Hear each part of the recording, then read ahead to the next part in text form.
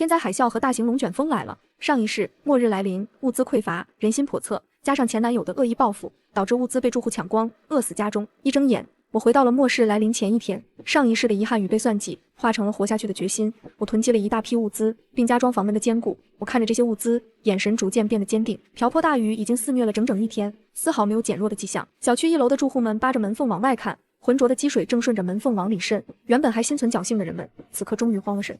我家1楼已经进水了，沙发腿都泡着了。有没有邻居能搭把手搬下东西？急！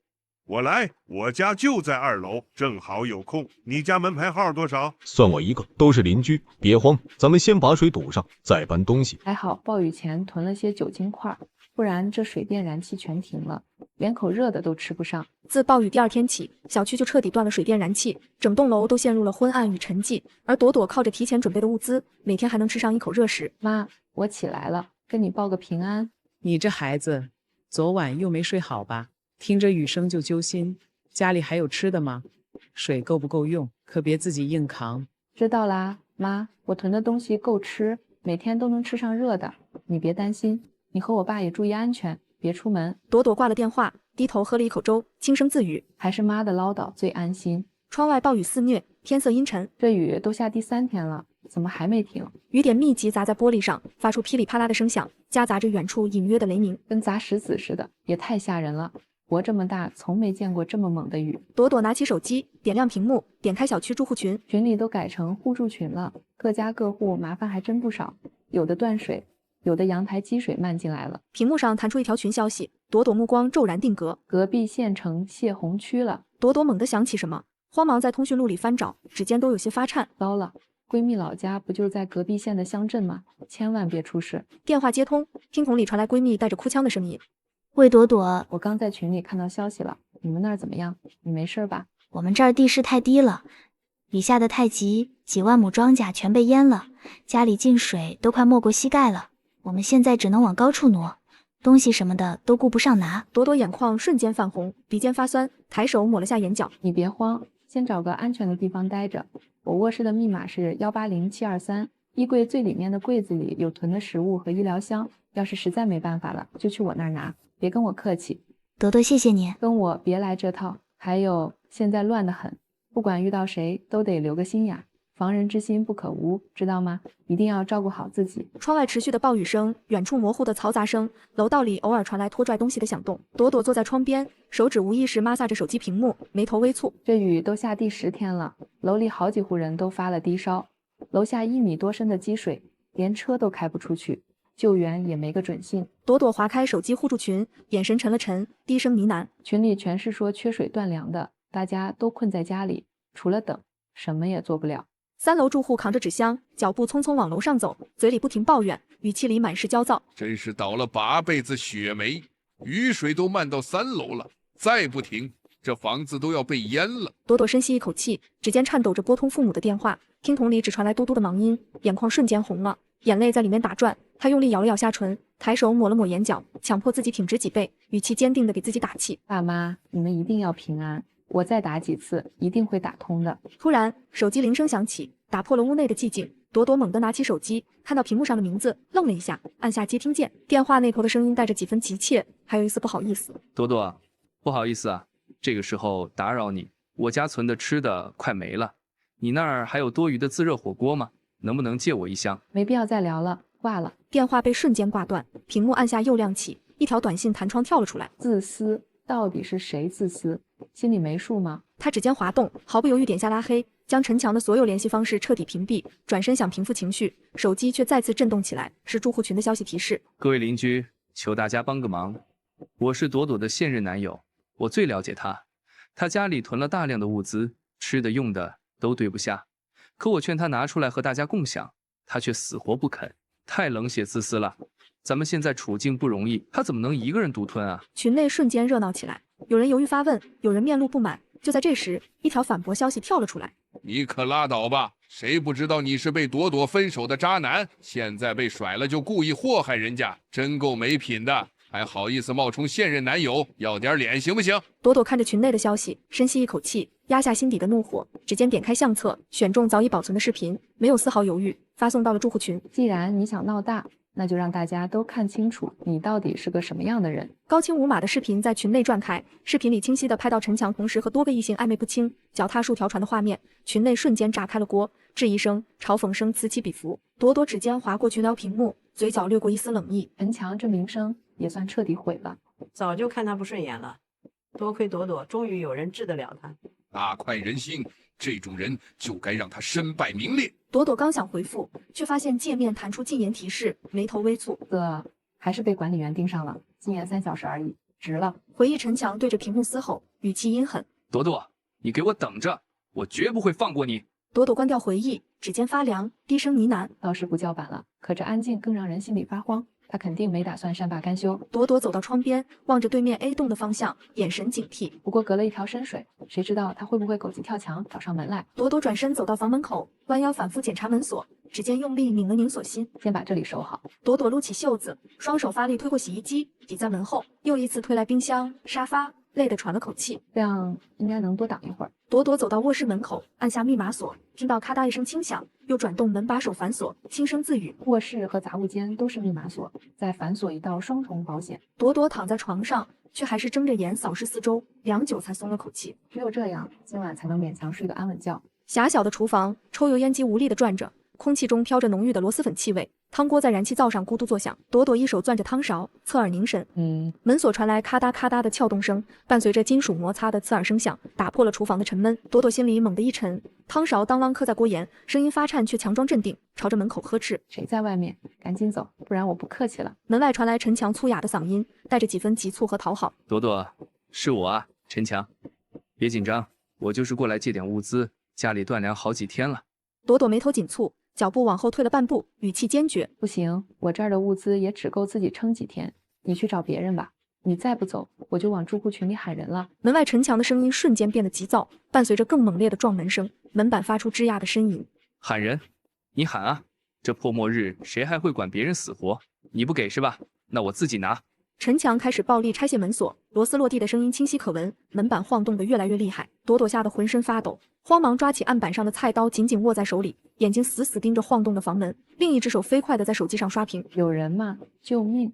陈强在撬我家门，有没有人能过来帮帮我？手机屏幕上，住户群里一片死寂，没有任何一条回复，只有他发出的消息孤零零的刷屏。朵朵声音带着哭腔，绝望地靠在墙上，菜刀的刀柄被他攥得发白，看着即将被撞开的房门，眼泪无声地滑落。没人？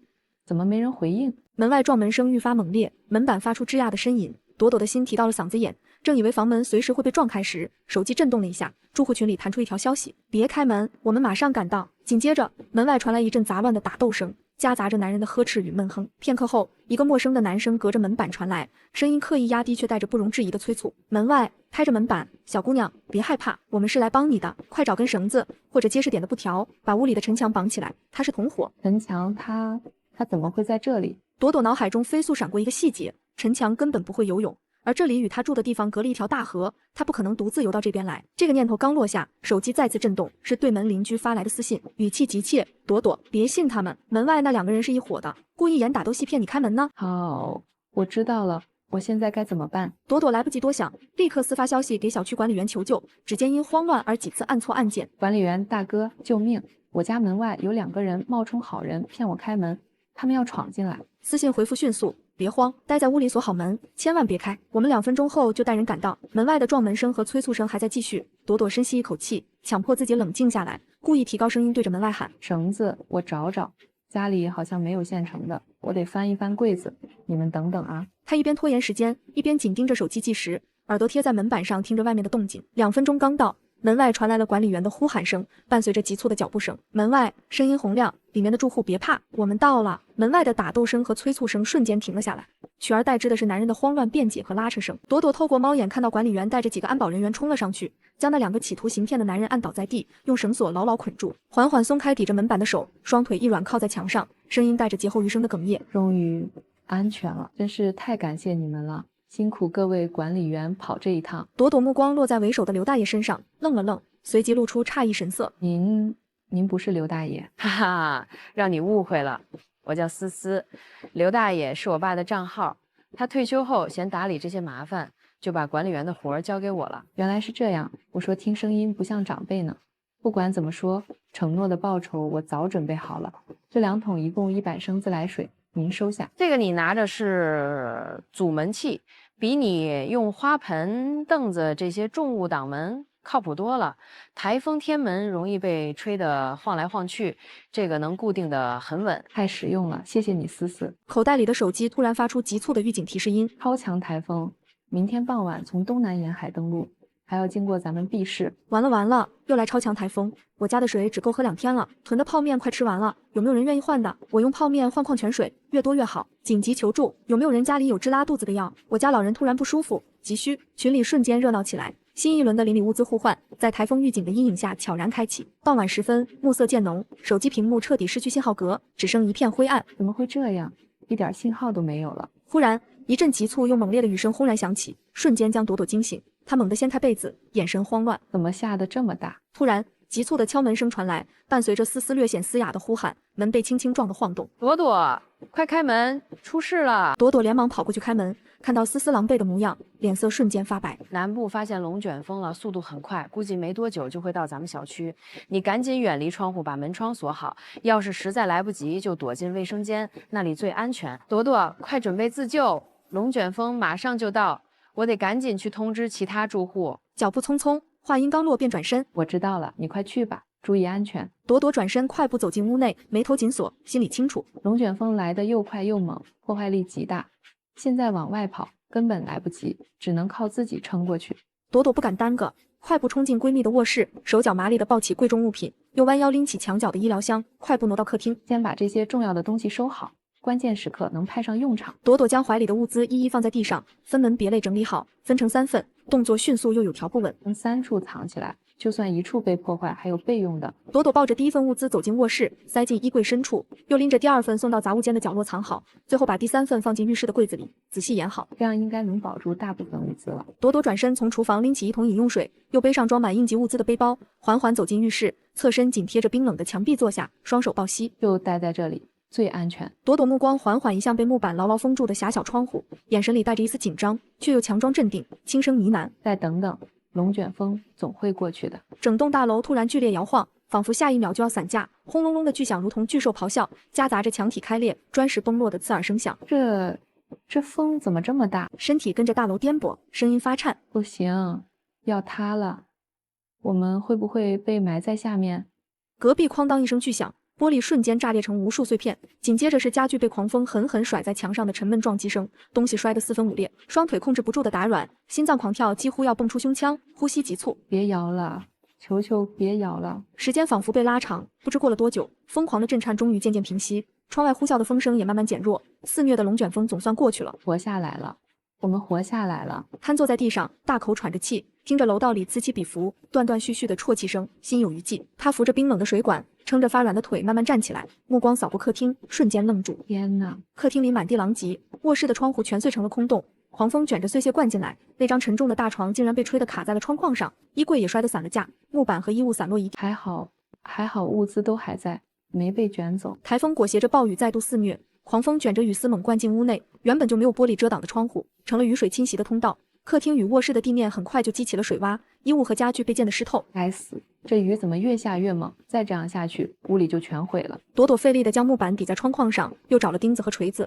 笨拙却用力地将木板固定好，指尖被钉子磨得发红，额头上渗着细密的冷汗。都涨到12楼了，还好我住22层，暂时还安全。他缓缓走到阳台边缘，望着楼下一片泽国，台风的呼啸声在耳边回荡，眼神里满是忧虑，指尖无意识地攥着衣角。可这雨要是一直不停，洪水迟早会漫上来，大楼扛不住，楼里剩下的人怕是也撑不住了。夜色渐深，屋内只剩下窗外的风雨声。朵朵坐在床边，掏出手机，指尖反复摩挲着屏幕上父母和闺蜜的头像，一次次按下拨号键。爸妈、闺蜜，你们一定要好好的，再等等我，我一定会联系上你们的。忙音再次中断，他没有放下手机，只是默默重新拨号，哪怕一次次无人接听，眼底的期盼也从未熄灭。暴雨肆虐第25天，高层住宅15楼楼道，洪水已漫至楼道转角，浑浊的水花时不时顺着楼梯扶手滴落，10几名住户挤在狭窄的楼道间，简易的铺盖散落各处，空气中混杂着食物残渣与潮湿的异味，每个人脸上都写满疲惫与焦虑，吃喝拉撒的窘迫在这片方寸之地赤裸裸上演。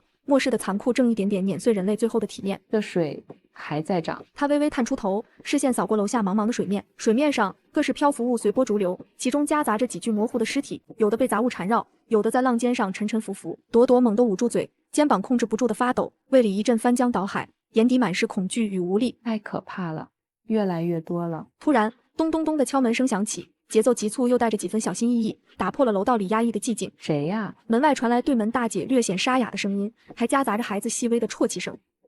朵朵，是我对门的孩子。孩子已经3天没沾过东西了，你那儿要是有富裕的食物，能不能匀我们一点？求你了。姐，快进来，孩子怎么样了？对门大姐怀里抱着脸色苍白的孩子，身上的衣服沾满污渍，见门开了，眼里泛起感激的泪光，脚步踉跄地走进来。朵朵转身快步走到墙角的储物箱前，弯腰翻找起来，很快拿出几包压缩饼干和一瓶矿泉水。姐，这些你先拿着，给孩子先垫垫肚子，我这儿还有点不够，再跟我说。朵朵，谢谢你。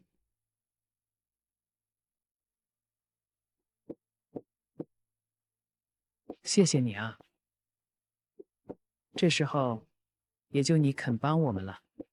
大姐说着，小心翼翼地从怀里掏出一个折叠的救生圈，救生圈上还带着淡淡的水渍，显然是特意珍藏的。她把救生圈塞到朵朵手里，眼神坚定又恳切。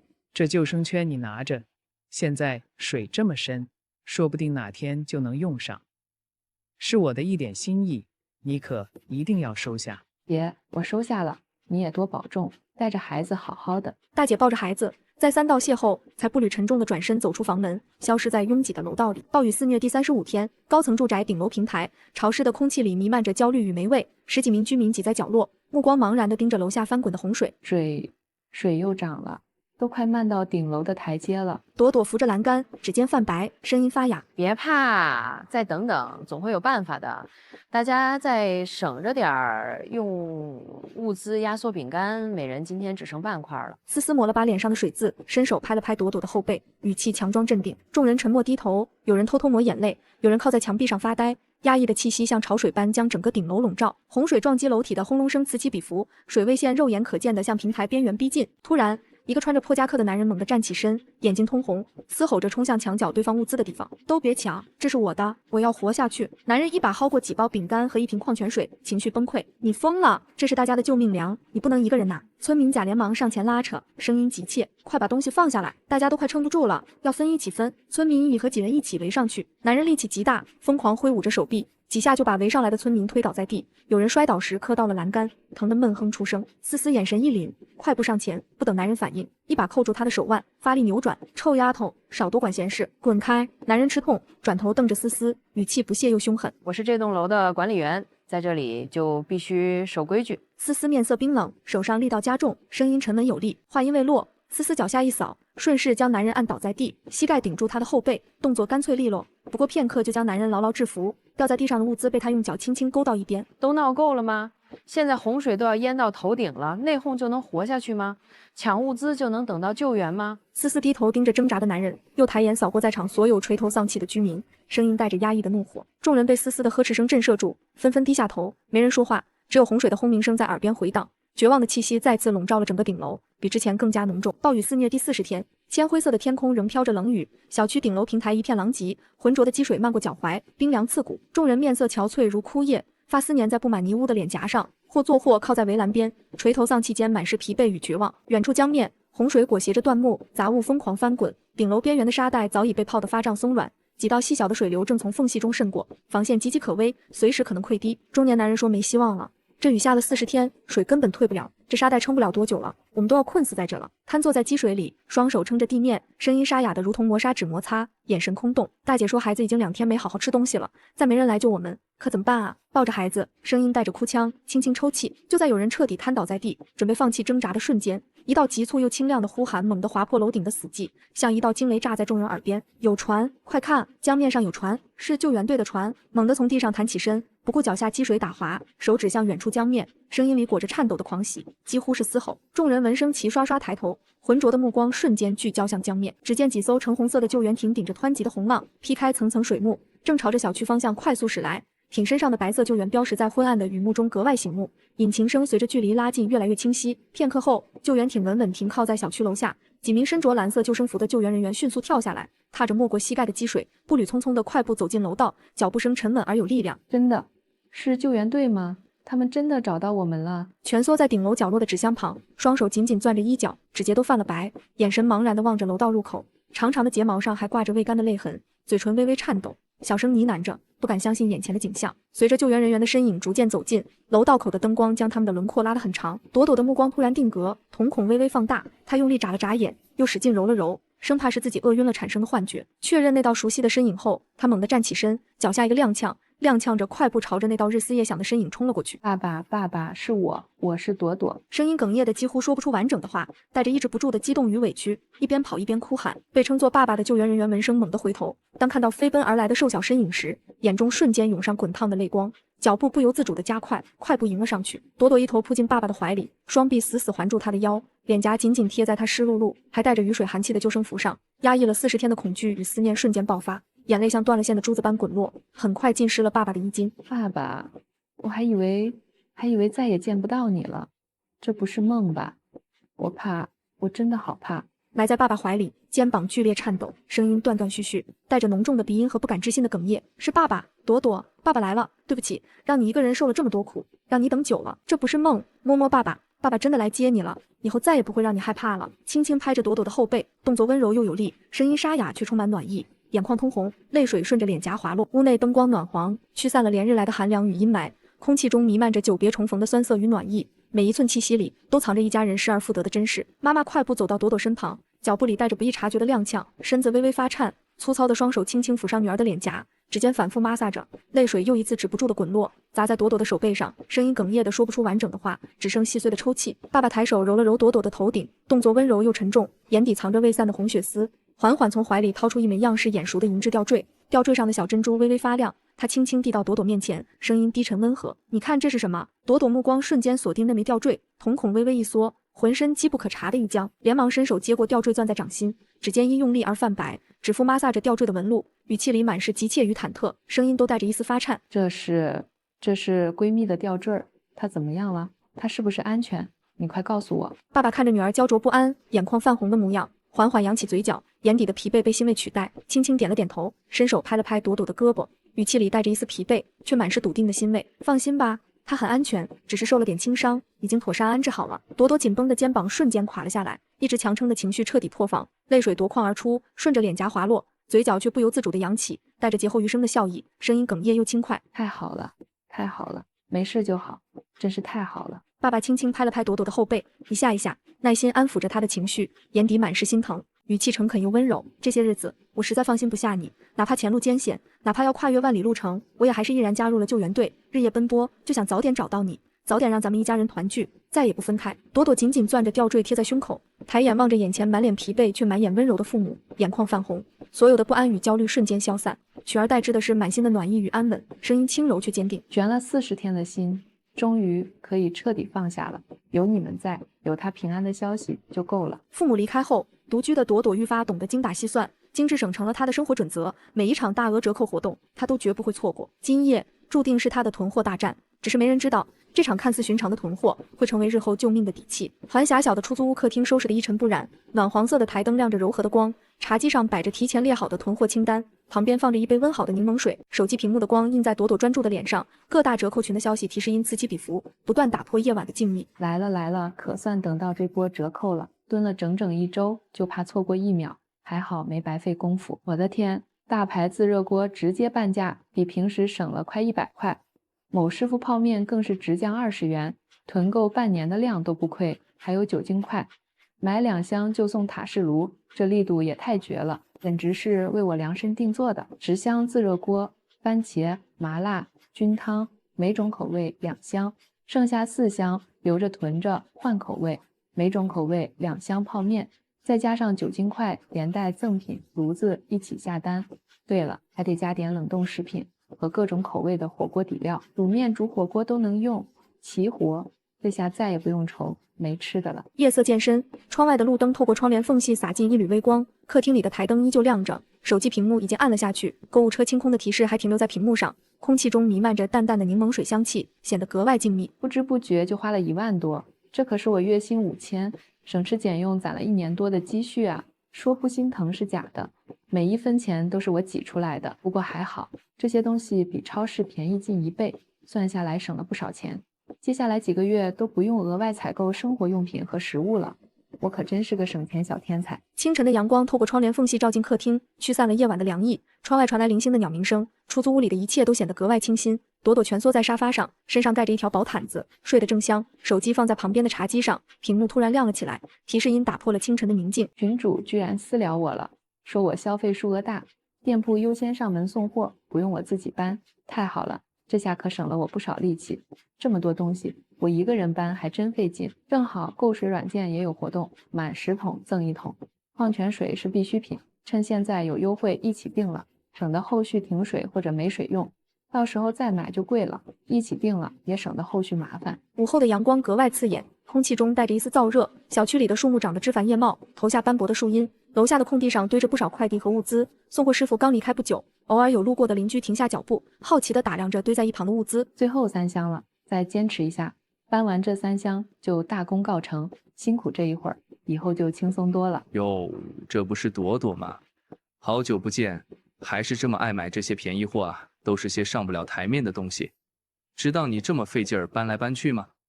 看来你这日子还是过得这么寒酸。陈强，你算什么东西？刚劈腿抛弃我没几天，就敢来这儿嘲讽我？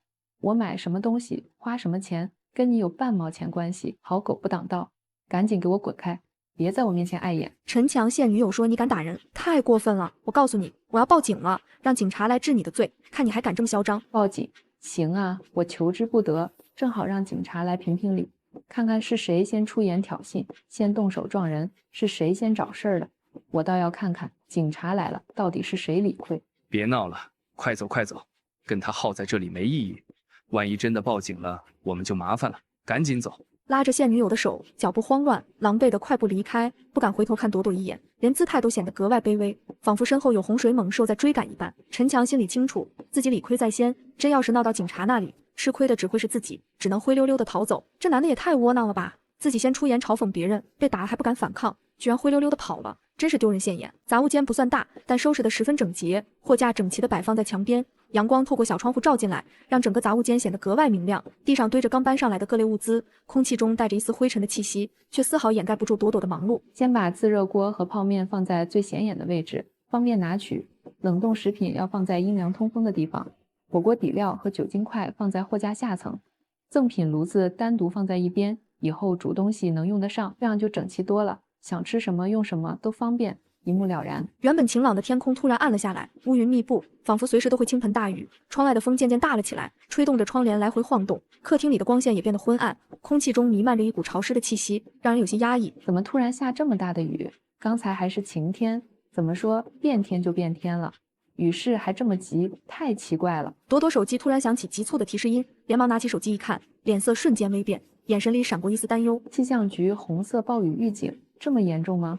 红色预警可是最高级别，看来这次的暴雨不简单啊。朵朵连忙点开公司群，手指快速滑动屏幕，快速浏览着群里的消息，眉头微微皱起，喃喃自语，语气里满是凝重。公司通知停业3天，还特意提醒大家注意安全，尽量不要出门。看来这次的暴雨真的很严重，情况不一般，可不能掉以轻心。朵朵立刻行动起来，不再犹豫，快速拿起自己的手机，就手机和2个充电宝，快步走到插座旁，一一插上电源，眼神里满是急切，语气里带着一丝叮嘱：赶紧充电，可不能断电，万一暴雨导致停电，手机没电就麻烦了，联系不上人，也没法查看预警消息。朵朵又快步走进卫生间和厨房，把浴缸、各个大小不一的盆子都摆好，一一打开水龙头，看着水流慢慢装满容器，语气里满是盘算。多存点水，万一暴雨导致停水，这些水就能派上大用场，洗脸、做饭、喝水都能用到，可不能马虎，一定要多存一些，有备无患。朵朵从柜子里翻出10几个大号密封袋，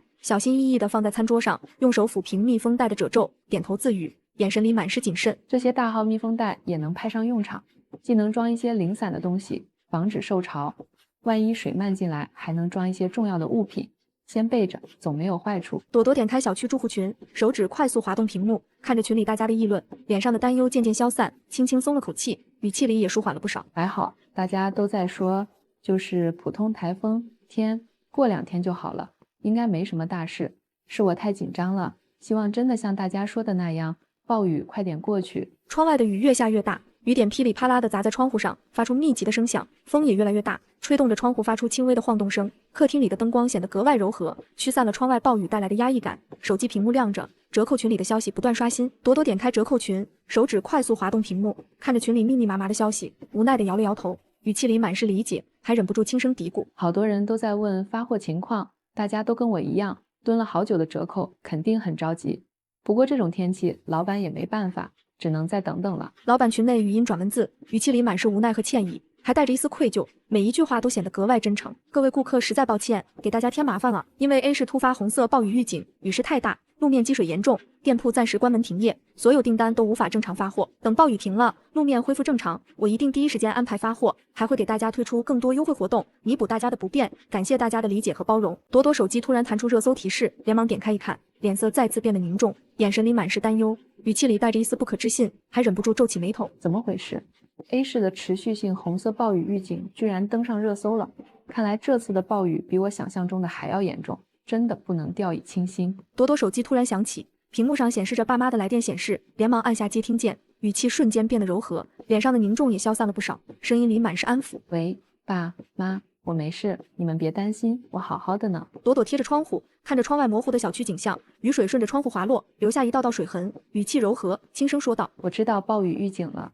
你们远在大西北，不用特意为我担心，我已经提前囤好所有的物资了，吃的、用的、喝的都有，足够我用很久了。你们放心，我一定会照顾好自己，不会让自己受委屈的。朵朵挂了电话，把手机放在茶几上，重新走到窗边，看着窗外瓢泼的暴雨，眉头紧紧紧锁，眼神里满是担忧，低声呢喃，语气里带着一丝不确定。希望这场暴雨快点停，应该不会连下3天吧，可别出什么意外才好。暴雨已经持续了3天，天空依旧乌云密布，没有一丝放晴的迹象，雨势不仅没有减弱，反而越来越大，窗外的视线一片模糊，只能隐约看到小区里的树木被风吹得东倒西歪，空气中弥漫着潮湿的水汽，显得格外压抑。小区里时不时传来业主的抱怨声和叫苦声。朵朵第一天站在窗边，双手抱在胸前，看着窗外溢出花池的雨水，雨水顺着花池边缘流淌下来，在地面上汇成一道道小溪，语气里满是疑惑和担忧，轻声嘀咕：雨怎么还不停？下了一整天了，花池的水都已经满了，再这么下去可就麻烦了。第二天，朵朵坐在沙发上，耳边传来窗外业主们此起彼伏的抱怨声，语气里满是烦躁，连忙点开小区住户群，看着群里大家发的积水照片和抱怨的消息，脸色变得十分难看，眼神里满是焦虑，语气里带着一丝不可置信。积水居然倒灌车库了，这么严重吗？好多业主的车都被淹了，这可怎么办？雨势怎么还在变大？第3天，朵朵站在窗边，双手紧紧攥在一起，指节微微发白，听着外面业主们的叫苦声和抱怨声，眼神慌乱，身体微微颤抖，低声呢喃，语气里满是恐惧和不安。这雨不仅没停，还越来越大了，已经连续下了3天了，再这么下去，后果不堪设想。难道末日又要来临了吗？台风裹挟着暴雨疯狂肆虐，整栋大楼像风中的枯叶般剧烈摇晃，墙体发出沉闷的吱呀声，轰隆隆的雷鸣与建筑构件炸裂的脆响交织在一起，震得耳膜发疼。窗外闪电划破漆黑的雨幕，惨白的光线瞬间照亮满屋狼藉。狂风裹挟着雨水从缝隙中灌进来，打湿了地面和家具，氛围极度恐怖压抑。朵朵双腿发软，浑身颤抖着瘫坐在墙角，双手死死抱住脑袋，指尖深深嵌进头发里，眼睛紧闭，牙齿咬着嘴唇，几乎渗出血丝，心脏狂跳的快要冲出胸腔，声音带着哭腔和绝望的颤抖。别晃了，别再晃了，大楼别塌，求求了。突然，哗啦一声巨响，隔壁屋子传来玻璃被狠狠劈碎的脆响，紧接着是雨水疯狂涌入的声音。朵朵身体猛地一僵，吓得浑身一哆嗦，哭声卡在喉咙里，睫毛上沾满泪水，勉强睁开一条眼缝，眼神里满是恐惧，连呼吸都变得小心翼翼。刚才是什么声音？玻璃碎了，会不会下一个就是我这里？狂风还在嘶吼，暴雨还在倾泻，大楼的摇晃没有丝毫减弱。朵朵蜷缩在墙角，浑身冰冷，脑海里反复闪过末日2个字，她死死攥着衣角，只能在心里默默祈祷，祈祷这场毁灭性的台风能快点过去。朵朵双手合十，指尖冰凉，嘴唇不停哆嗦着，低声呢喃祈祷，眼泪顺着脸颊滑落，滴在冰冷的手背上。快停吧，暴雨快停吧，台风快停吧，我不想死，我还没有好好活下去。时间在无尽的恐惧中缓慢流逝，不知过了1个小时还是更久。轰隆隆的巨响渐渐变得遥远，大楼的摇晃慢慢减缓，窗外的暴雨也从瓢泼转为淅淅沥沥，呼啸的风声越来越弱，最后只剩下零星的雨声和空气中弥漫的潮湿气息。台风暴雨彻底过境，窗外的天空依旧阴沉，但雨势已停，风声消散殆尽。屋内一片狼藉，沙发被吹得移位，茶几上的物品散落一地，窗帘被狂风撕裂，挂在窗边摇摇欲坠，地面布满积水和灰尘，空气中夹杂着泥土和潮湿的味道，却少了几分之前的恐怖压抑。朵朵依旧蜷缩在墙角，身体还在微微发颤，听到周围的动静渐渐变小，缓缓松开抱头的双手，睫毛上还挂着未干的泪珠，眼神里满是茫然和不确定，试探着抬起头看向窗外。停了，雨停了，风声也没了。楼道里传来断断续续的笑声，有劫后余生的庆幸，有卸下重担的轻松，还有邻里间相互问候的声音，打破了灾后的寂静。小猫从沙发底下钻出来，浑身沾了些灰尘，摇了摇脑袋，抖了抖身上的绒毛，试探着站起来，歪着脑袋看了看满屋狼藉，又看向墙角的朵朵，轻轻喵了一声，声音软糯，带着一丝安抚。朵朵听到皮皮的叫声，回过神来，看着站起来的小猫，眼泪又一次滑落，这一次却是劫后余生的泪水。她撑着冰冷的墙壁，缓缓站起身，双腿依旧有些发软，踉跄了一下，扶住身边的沙发，慢慢走到房门口，伸出微微颤抖的手，拧开了房门。朵朵站在房门口，看着楼道里相互问候，脸上带着庆幸笑容的邻居，感受着空气中劫后余生的气息，嘴角缓缓扬起一抹微弱却坚定的笑容，眼神里重新燃起光亮，低声呢喃，语气里满是欣慰和希望。得救了，我们得救了，暴雨台风终于过去了，我的末日之旅终于迎来了曙光。一场毁灭性的暴雨台风终究还是过去了，满屋的狼藉是灾难留下的痕迹，而楼道里的笑声、皮皮的陪伴，还有朵朵眼中重新燃起的光亮，都在诉说着劫后余生的幸运，也预示着那些黑暗难熬的时光终于要迎来转机。